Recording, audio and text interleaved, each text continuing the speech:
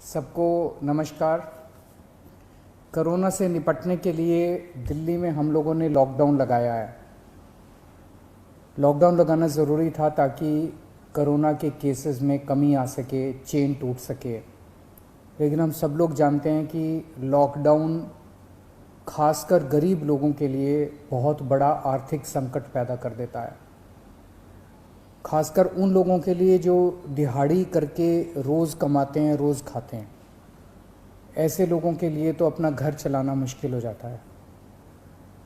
पिछले हफ्ते हम लोगों ने खासकर मज़दूरों के लिए ऐलान किया था कि हर मज़दूर के अकाउंट में 5-5 हज़ार रुपये हम लोगों ने डालने का ऐलान किया था। उनके अकाउंट में 5-5 हज़ार रुपये जा भी चुके हैं। जो लोग बीमार होते हैं, जिनकी RT-PCR की रिपोर्ट पॉजिटिव आ रही है, उनको भी अलग से मदद करने की हम लोगों ने ऐलान किया था उन मज़दूरों के लिए। आज हम दो निर्णय हम लोगों ने लिए हैं।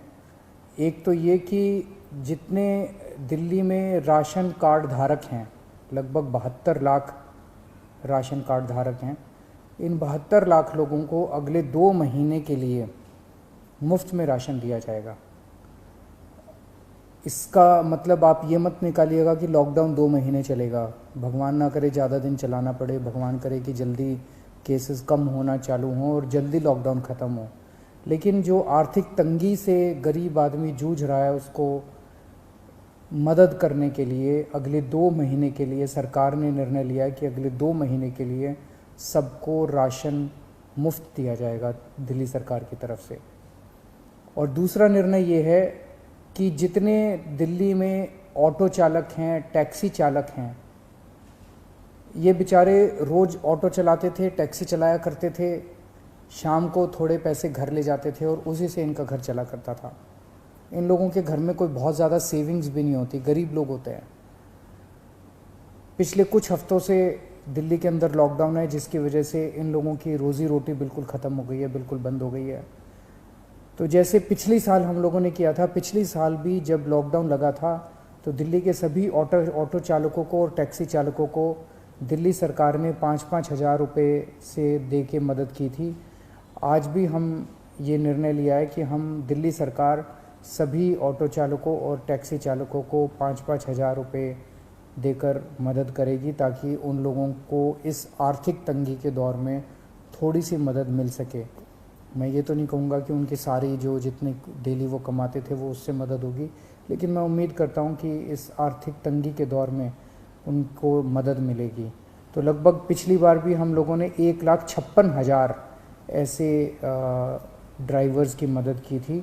उन सब की मदद इस बार भी दिल्ली सरकार करेगी।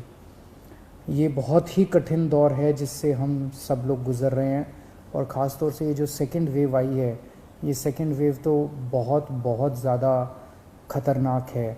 हम सब लोग देख रहे हैं कि चारों तरफ कितना दुख है, चारों तरफ लोग कितने परेशान हैं, चारों तरफ लोग कितने बीमार हैं। मेरी सब लोगों से हाथ जोड़ के विनती है कि ये समय हमें एक दूसरे की मदद करने का है, ये समय एक अच्छा इंसान बनने का है। सब लोग, चाहे वो किसी भी पार्टी के हों, चाहे इस पार्टी के हों, चाहे BJP के हों, चाहे कांग्रेस के हों, चाहे आम आदमी पार्टी के हों, सब लोग आपस में मिल के एक दूसरे की मदद करें। इस वक्त कोई राजनीति नहीं करनी, सब मिल के करें। चाहे किसी भी धर्म के हों, चाहे किसी भी जात के हों, ये बीमारी तो किसी को नहीं दिखती। चाहे अमीर हो चाहे गरीब हो, सब एक दूसरे की मदद करें।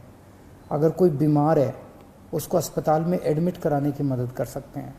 अगर कोई किसी को बेड नहीं मिल रहा, उसको बेड दिलवाने में, ढूंढने में उसकी मदद कर सकते हैं। अगर किसी को कई बार केवल सूचना मिल जाने से काफ़ी मदद मिल जाती है, किसी को ऑक्सीजन दिलवाने में मदद कर सकते हैं।